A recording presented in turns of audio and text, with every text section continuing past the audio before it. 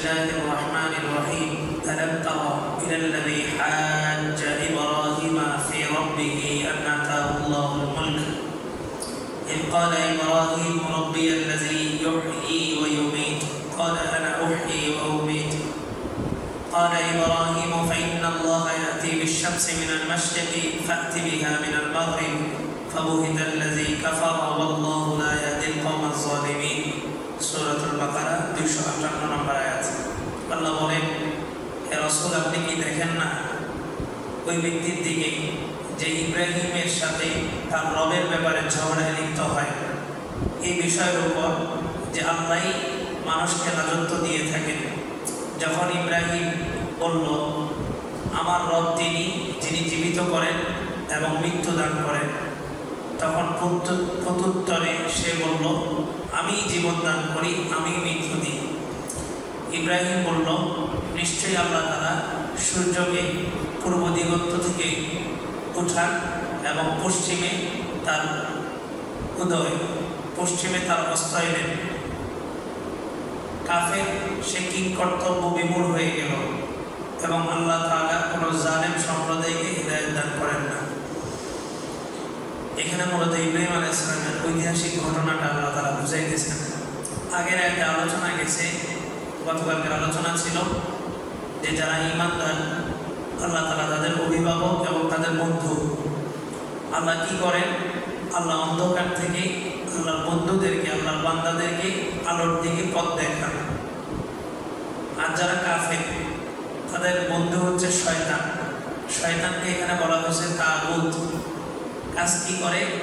আলোর পথ থেকে অন্ধকারের দিকে নিয়ে যায়। তাদের ঠিকানা জাহান্নাম, তারা সেখানে চিরস্থায়ী হবে। তাগুতের ব্যাখ্যা বলছিলাম, এক নম্বর হচ্ছে যারা মানব রচিত আইন প্রণয়ন করে। দ্বিতীয় নম্বর বিভিন্ন জিনিসের পূজা করে, গাছ হইতে পারে, কাঠ হইতে পারে, পাথরের টুকরা হইতে পারে। আর তাগুতের সাথে আরেকটা শব্দ হচ্ছে জিপ্তু। জিপ্ত, জিন বা তা, এই জিপ্তু মানে হচ্ছে জীবিত তাগুত।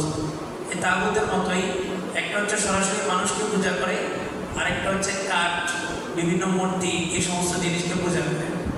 জিপ্তুনের ব্যাখ্যায় আসছে যে ছোট ছোট পাথর। আবার এক জায়গায় আসছে তাবিজ। তাবিজকেও জিপ্তু বলা হয়।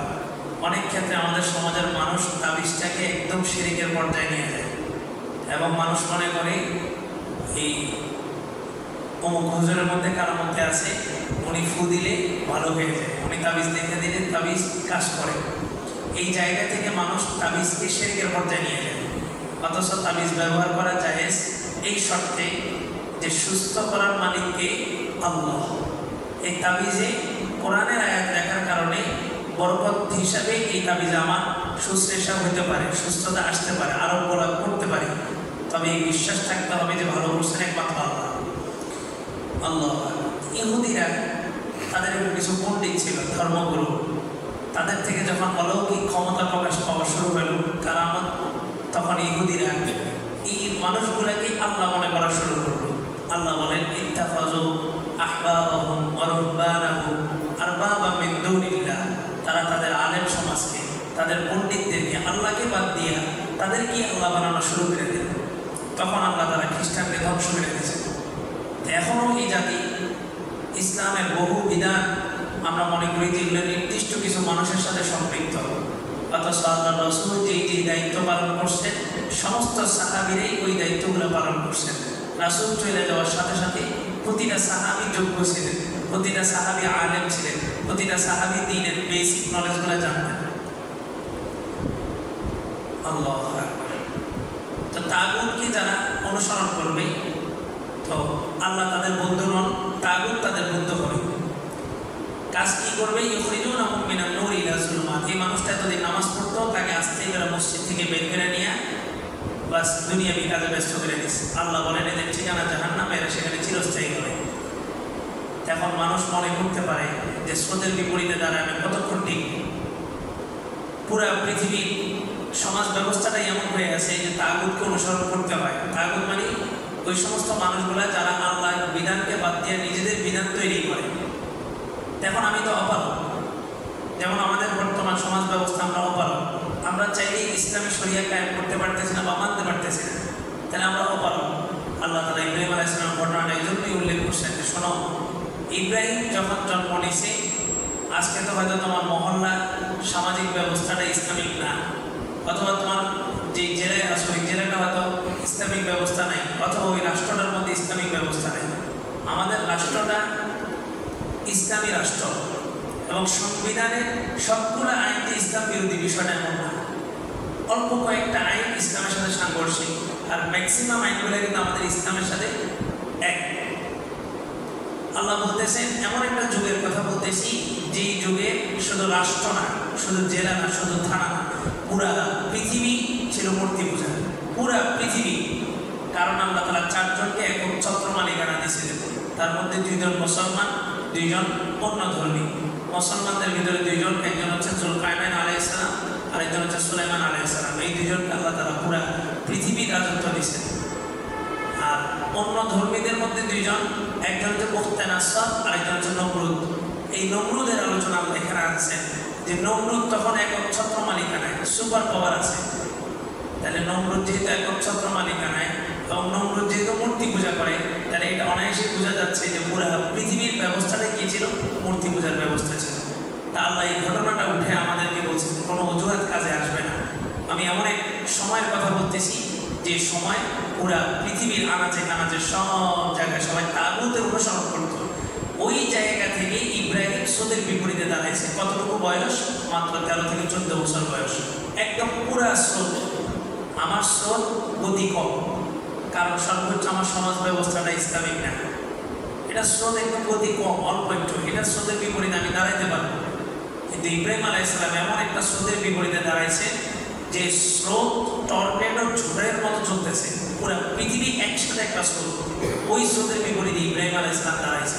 সর্বপ্রথম বাবাকে বলছে ইব্রাহিম লিআবিহি আযার, বাবার নাম ছিল আযার। বললো যে আতাত্তাখিযু আসনামান আলিহা, নিজের হাতেই বানাইছো, আবার ওটাকেই পূজা করতেছো বাবা। তো ওনার সামনে আল্লাহ তাআলা ওয়া কাযালিকা নুরি ইব্রাহিম মালাকুতিস সামাওয়াত, আসমানের গ্রহ নক্ষত্রগুলো ওনার সামনে স্পষ্ট করে দিয়েছে। উনি চাঁদ দেখছেন, মনে করছেন এটাই খোদা। সবাই চাঁদের পূজা করে রাতে। বেবিলন শহরে অনেকগুলো জাতি ছিল, কেউ চাঁদের পূজা করতো, কেউ তারার পূজা করতো, কেউ সূর্যের পূজা করতো, কেউ আগুনের পূজা করতো। ইব্রাহিম আলাইহিস সালাম যখন দেখলেন রাত্রে চাঁদ উঠছে আর এই মানুষগুলো চাঁদের পূজা করতেছে, তারা পূজা করতো ভেঙ্গাইত। আল্লাহ বলেন তাসদিয়া, মুকা আও মাতাসদিয়া, যে কাবা শরীফ তওয়াফ করতো, শীষ বাজাইতো আর হাতে তালি দিত। এটা ছিল তাদের কাবা ঘর তওয়াফ, উলঙ্গ হয়ে তওয়াফ করতো। এরকম একটা বড় বড় সময় ছিল। ইব্রাহিম আলাইহিস সালামের শৈশবে রাতে যখন তারা উঠছে, তো দেখে যে একদল মানুষ তারাকে পূজা করা শুরু করছে। ইব্রাহিম আলাইহিস সালাম বলে, যাক, এটা তো অন্তত তাদের হাতে বানানো না, তাদের হাতে বানানো মাটির মূর্তি থেকে তো ভালো। তো উনি মনে করলেন যে এটা খোদা। তো উনি দেখেন যে না, এটা যখন আস্তে সকাল হয়ে গেল, শেষ, চলে গেল, বিলীন হয়ে গেল। পরের দিন উনি দেখলেন যে চাঁদকে পূজা করে। চাঁদ, রাতের বেলা চাঁদ। আমাদের সমাজে আমরা কি বলি, চাঁদ মামা, এই শব্দটা বলা যাবে না, এটা মুসলমানদের শব্দ না। তারা এই চাঁদকে দেবতা মনে করে, তাদের দেবতা মনে করে। কবিতা আছে, রবীন্দ্রনাথ ঠাকুরের কবিতা একটা আছে যে সূর্য স্নানে সূচি হোক ধারা, আমাদের 7 না কোন ক্লাস কবিতা। এই সমস্ত বইগুলো সব কিছু তারা ঢুকাই দিচ্ছে সিস্টেমে। আমরা আছি মারামারি নিয়ে, আর তারা সিস্টেমে সুন্দর করে একটা পাঠ পরিকল্পনা তৈরি করে পুরো একটা শিক্ষা ব্যবস্থাকে শেষ করে দিয়েছে। এই যে অ্যারিস্টটল বলে, বিজ্ঞানী অ্যারিস্টটল, অথচ আমাদের মুসলমানদের সন্তানরা জানেই না অ্যারিস্টটল কে। এই অ্যারিস্টটল এর ইংরেজি শব্দ, আরবি শব্দ হচ্ছে আরাস্তাতালিস। সে দার্শনিক বিদ্যায় পারদর্শী ছিল, আমাদের মুসলিম মনীষী, বড় একজন সেই পণ্ডিত ছিল, আমাদের ইসলাম ধর্মের বড় একজন পণ্ডিত ছিল। আমরা বলি মাত্রিক বিদ্যায় যিনি পারদর্শী ছিলেন। আল্লাহ।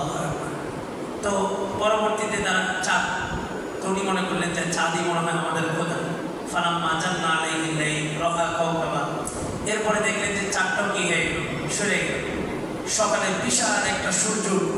আর যারা অগ্নি পূজারী, এই যে অগ্নি স্নানে সূচি হোক ধারা, এই সমস্ত মানুষগুলো সূর্য পূজা শুরু করলো। এখন যেটা পয়লা বৈশাখে রমনার গল্প নেই, সব মানুষরা যায় কি করে, সূর্যের পূজা করে সকালবেলা পয়লা বৈশাখে।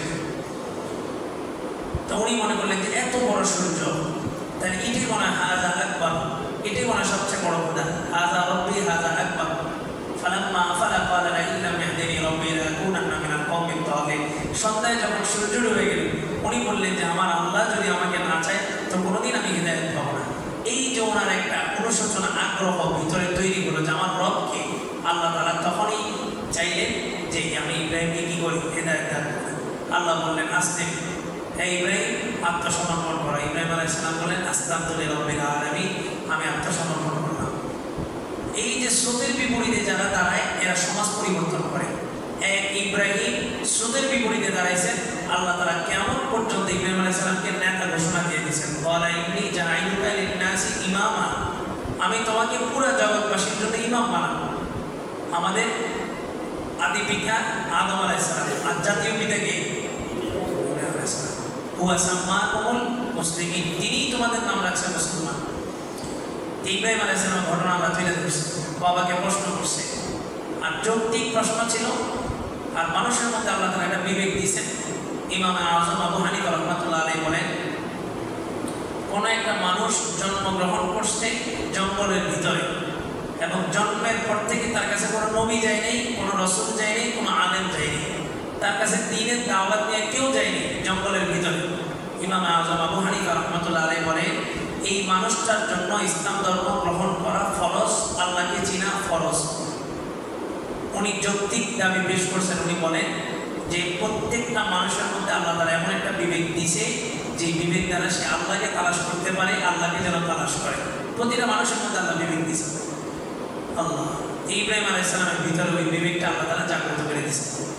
উনি একের পর এক প্রশ্ন তুললেন, বিভিন্ন ঘটনা ঘটাইছেন। কিছু আলোচনা আমাদের জুমায় গেছে, কিছু আলোচনা সামনের জুমায় আসবে। এখানে ঐতিহাসিক একটা ডিবেট, নমরুদের সাথে একটা ডিবেট হয়েছে। আল্লাহ ওইটাই রাসূলকে বলতেছেন, হে রাসূল, আপনি কি জানেন না ওই ব্যক্তির খবর যে ব্যক্তি তার রব সম্পর্কে ইব্রাহিমের সাথে ঝগড়ায় লিপ্ত হয়েছে? আল্লাহ ইব্রাহিম আলাইহিস সালামের সাথে নমরুদ বলল যে এই আমাদের মূর্তিগুলো কে ভাঙছে? তো তখন মানুষ বললো যে এই মূর্তিগুলোতে কেউ ভাঙার সাহস করার কথা না। এই মূর্তিগুলোর বিরুদ্ধে একটা যুবক বলল, সামি'না ফাতান ইয়াযকুরুহুম ইউকালু লাহু ইব্রাহিম। আমাদের সমাজে একটা যুবককে দেখতাম সবসময় এই মূর্তিগুলোর বিরোধিতা করতো। আমাদের কাছে মনে হয়েছে ওই যুবকটাই কাজটা করছে, ইউকালু লাহু ইব্রাহিম, তাকে ইব্রাহিম নামে ডাকা হয়। স্বাভাবিকভাবে মনে করেন আমাদের পাবলিকের মসজিদটা সবাই চায়, সবাই সম্মান করে। একটা মানুষ আছে যে সবসময় পাবলিকের মসজিদের বিরুদ্ধে প্রকাশ্যে কথা বলে। এখন কোনো একদিন পাবলিকের মসজিদের কোনো ক্ষতি হয়েছে, আমরা স্বাভাবিকভাবে কারে ধরবো? ওই লোকটাকে ধরবো। ইব্রাহিম আলাইহিস সালাম যেহেতু সব মূর্তিগুলোর বিরুদ্ধে কথা বলতেন সবসময়, একদিন তারা একটা মেলায় গেল, তাদের বাৎসরিক একটা মেলা। ইব্রাহিম আলাইহিস সালামকে বললেন যে তুমি আমাদের সাথে চলো। তিনি আকাশের দিকে তাকালেন, ফানাযারা নাযরাতান ফিন নুজুম, আসমানের তারকাগুলোর দিকে তাকাইলেন, তাকায় বলেন, ফাকালা ইন্নী সাকিম, আমি তো অসুস্থ। আসলে ইব্রাহিম আলাইহিস সালাম অসুস্থ ছিলেন না, সুস্থ ছিলেন, কিন্তু সাকিম শব্দের অর্থ হচ্ছে অন্তরের ব্যাধি। তো ইব্রাহিম আলাইহিস সালাম অন্তরের দিক থেকে কিন্তু সুস্থ ছিলেন, অসুস্থ ছিলেন, কারণ পুরো একটা জাতি গুমরাহির দিকে চলে যাচ্ছে। এদের ব্যথায় ব্যথিত ছিলেন। এটা শুধু ইব্রাহিম না, সমস্ত নবীরাই এই ব্যথায় ব্যথিত ছিলেন। আর এই যুগে বিশেষ করে ওলামায়ে কেরাম ওই নবীর দায়িত্ব পালন করেন হিসেবে ওই ব্যথাটা এখন আলেমদের ভিতরে আছে। এই কারণে বিভিন্ন সেক্টরে আলেমরা কথা বলেন। ইব্রাহিম আলাইহিস সালাম বললেন আমি অসুস্থ। তারা বললো যে ঠিক আছে, তুমি যেহেতু যাবে না, তাহলে তুমি আমাদের মূর্তিগুলো পাহারা দাও। উনি এক চান্সে ফাজাআলাহুম জুযাযান ইল্লা কাবীরান লাহুম লাআল্লাহুম ইলাইহি ইয়ারজিউন, সবগুলো মূর্তিকে ভেঙে ফেলছেন। ভাইয়া ওই বড় মূর্তি যেটা ওটার কাঁধের উপরে কোরআন ঝুলে রাখছেন। তো ওনার সাথে যখন তর্ক করে পারে নাই, মানুষ মন্ত্রীরা যখন তর্ক করে পারে নাই, ইব্রাহিম আলাইহিস সালামকে সরাসরি নমরুদ ডাকছে, বলে যে আসো রাজপ্রাসাদে আসো, অমুক দিন তোমার সাথে ডিবেট হবে। তো পুরা অ্যানাউন্স করা হলো যে ওই দিন ঐতিহাসিক ডিবেট হবে ইব্রাহিমের সাথে নমরুদের। আর ইব্রাহিম আলাইহিস সালাম এই সমস্ত কথাগুলো বলছেন সবগুলো ছিল যৌক্তিক। তারা শুধু এতটুকু বলছে, ক্বালু ওয়াজাদনা আবা'ানা লাহা আবিদিন, আমরা আমাদের বাপ দাদাদেরকে এগুলো পূজা করতে দেখছি, এর বাইরে আর কোনো যুক্তি তারা দিতে পারে না। ইব্রাহিম আলাইহিস সালামের সাথে ডিবেট নমরুদের। কি বিষয়? বিষয়বস্তু নির্ধারণ করা হলো ফি রাব্বিহি আন আতাহুল্লাহুল মুলক, রাজত্ব একমাত্র আল্লাহ।